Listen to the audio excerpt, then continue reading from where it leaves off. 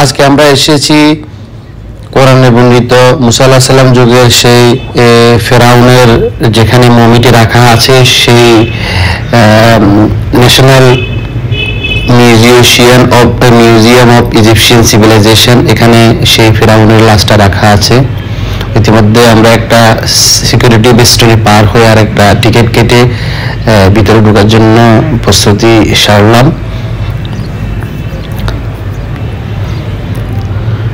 এটা হচ্ছে সেই মেন মিউজিয়ামের মেন গেট, এটা কায়রোতে অবস্থিত। আমরা আরেকটা সিকিউরিটি বেস্টরি পার হয়ে ভিতরের দিকে যাচ্ছি।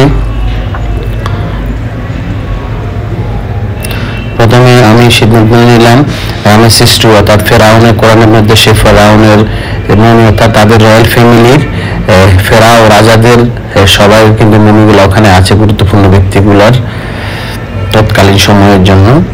এটা হচ্ছে এন্ট্রান্স, রয়্যাল মমিস নামে একটা সেকশন আছে আন্ডারগ্রাউন্ডে। এটা অত্যন্ত রেস্ট্রিক্টেড এরিয়া। এই গেটটার পরে মোবাইল অনেক কিছু ফটো তুলতে নিষেধ, যেগুলো করা হয় চুপিসারে করা, সরাসরি করা যায় না।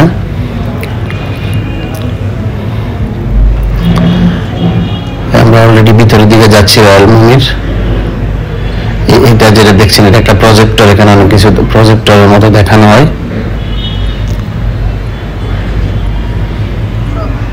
সেই রয়্যাল মমির যে সেকশন ওটার মধ্যে আমরা যাচ্ছি গেট দিয়ে।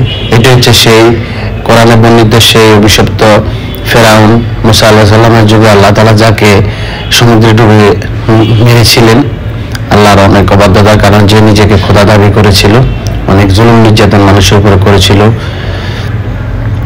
বিজ্ঞানী কিন্তু জন বুকানন এটার সত্যতা পেয়েছেন। উনি গবেষণা করে দেখেছেন এই লাশটা কিন্তু অনেকদিন পানির নিচে লবণাক্ত ছিল